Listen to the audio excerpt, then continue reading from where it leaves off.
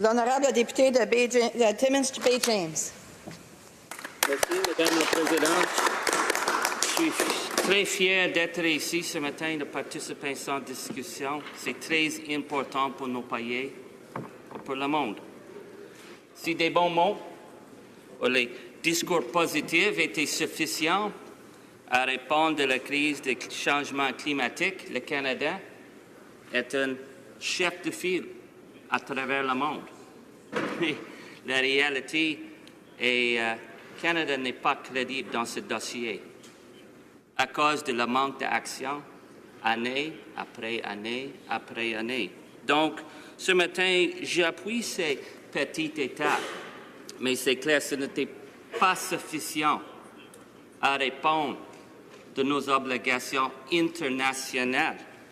Et sur la question pourquoi le gouvernement a refusé d'établir les limites nécessaires de répondre à la responsabilité du Canada pour nos obligations internationales.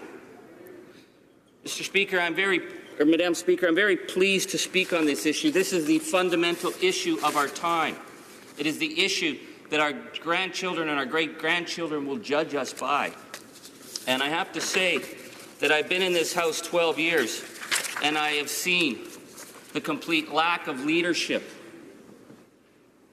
and the abdication of responsibility by Canada has been a disgrace internationally. I remember being in this House when I was very, very young at the time, 12 years ago, and there was the now present Minister for Foreign Affairs.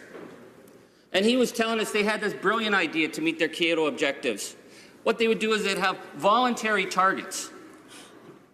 He was telling me, oh, no, voluntary targets are important. We have to work with industry. We have to be positive in Canada.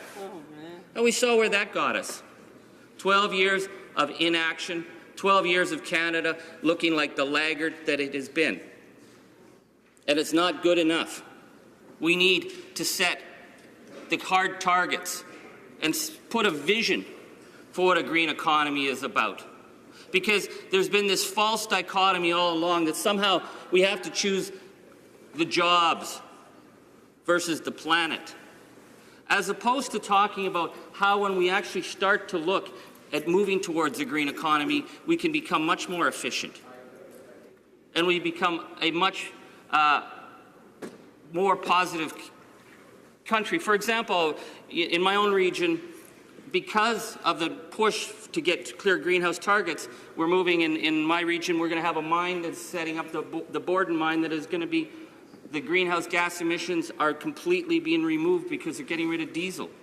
They're moving to battery power. And as they start to move towards that direction, they realize that they can actually cut down their energy costs. And this is a really important thing to discuss, Madam Speaker. It's not about replacing our sources of energy only. It's about that we have to reduce our overall energy use. Because it doesn't matter what kind of energy you use, it has an impact. And this country has been completely wasteful in its attitude towards energy. So what does a green vision for a nation look like? Well, I would have liked to think if we're going to go $30 billion in debt under this government, that it would have had a green strategy that would have said, we're going to start to retrofit. We're going to encourage families to be able to make their houses more efficient, that we're going to work with First Nations to get them off the diesel generators. We can do so much to lessen our overall energy inputs. What I see here, however, Madam Speaker, is that we have a government that came in and said that the Stephen Harper targets were false targets, and we all know that.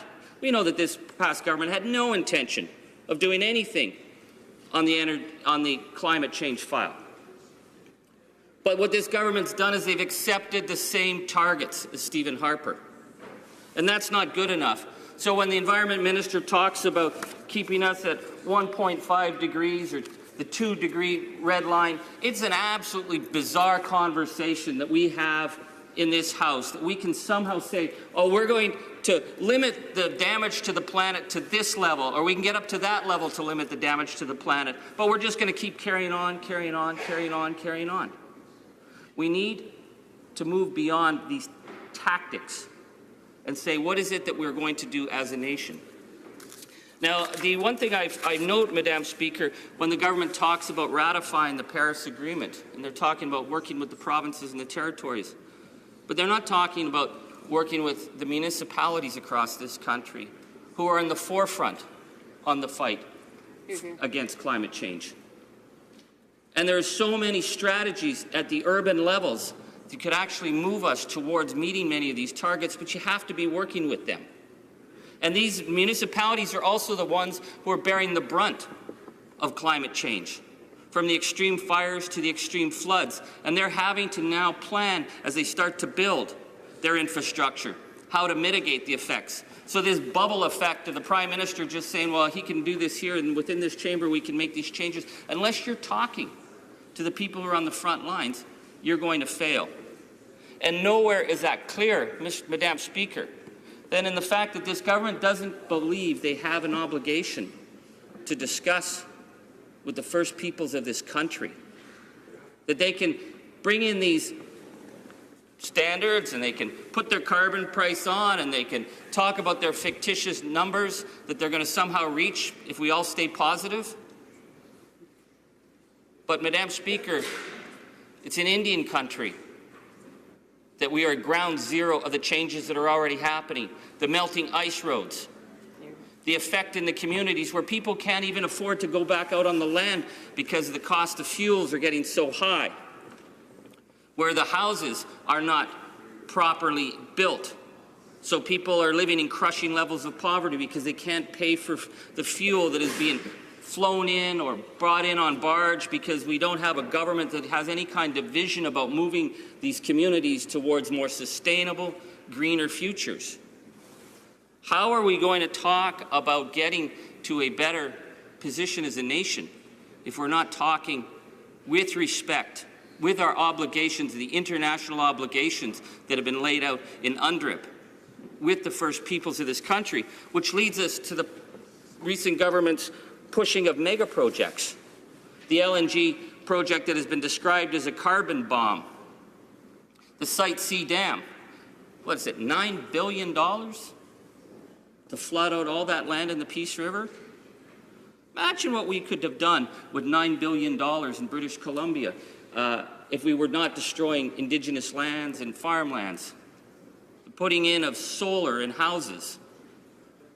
The movement towards getting people onto geothermal. $9 billion would go a long, long way. But we have, with these provincial and federal governments, this love of the mega project. So whether it's a dirty energy or a supposed clean energy mega project, they love the big mega projects, but they don't want to do the work that's necessary of talking with the Indigenous people who are being affected time and time and time again by these. So I want to say that I think our Prime Minister has an enormous mandate from the Canadian people. He has captured the positive spirit the Canadians have, that Canadians want action. That's why they gave him this unprecedented mandate, because they believe that this is the person who could take us to a better place in terms of where we need to be environmentally. And when he went to Paris, so many Canadians were so proud to see that they believed our Prime Minister when he said that Canada was back. They want to take these steps. They're ready to take these steps. But if it's going to simply amount to tens of thousands of dollars of selfie photos in Paris and coming back and saying, you know what, Stephen Harper's plan wasn't so bad, we'll just be a little nicer about it, that's a betrayal of the Canadian people. And it's a betrayal of the larger willingness of the Canadian people to get down and do the hard work of climate change. Because when I go back to my riding, and I come from a blue-collar riding, I come from agriculture, I come from mining. A lot of our people fly out on contract work to work in the work camps. But every one of them tells me, Charlie, I'm worried about what it looks like for my children. I want a government that's actually going to start to make some changes. So it's not sufficient that we tell ordinary Canadians, well, turn your light bulbs off at night, or that we put a carbon tax on poor Mrs. O'Grady on her hydro, that we're downloading the cost to people who can't even afford to pay it, that this has to be done at a national level, and this has to be done by ensuring hard targets for industry. Because we keep talking that there's going to be a market solution. Well, the market caused the problem. It's up to government now to legislate clear, hard targets so we actually get to where we need to go. Thank you very much. Questions et commentaires, questions and comments. The Honourable Parliamentary Secretary to the Government House Leader. Yes, thank you, Madam Speaker. I do concur with the member's comments when he said that the electorate last year recognized the importance of the issue, and in fact, looks to our Prime Minister today to, in fact, to take actions on the issue of, and it's really important that we recognize what it is that we're actually doing, and what we're talking about in good part is about a price on carbon pollution. Madam Speaker. And this is something in which, if you listen to what Canadians want, you will find that they are very supportive of that, as they are with respect to the Paris Agreement. I guess when I look at it and I listen to my New Democratic friends, I often hear the comment, well, we're not doing enough. Then yet when I listen to the Conservative Party, Madam Speaker, it's we are doing too much. And at the end of the day, what I believe has happened is that there's been a coming together of leaders from different provinces, territorials, Indigenous people, world leaders, and they agree that something needs to be done, and this is indeed a great first step. Would the member not agree? The Honourable Member for Timmins James Bay. Well, if laziness was a virtue, the Liberals would all be in heaven. Because what we're always told is, well, you know, the NDP say we're not doing enough, and the Conservatives say we're doing too much, so we'll just sit back and enjoy ourselves. And that's what got us into this problem.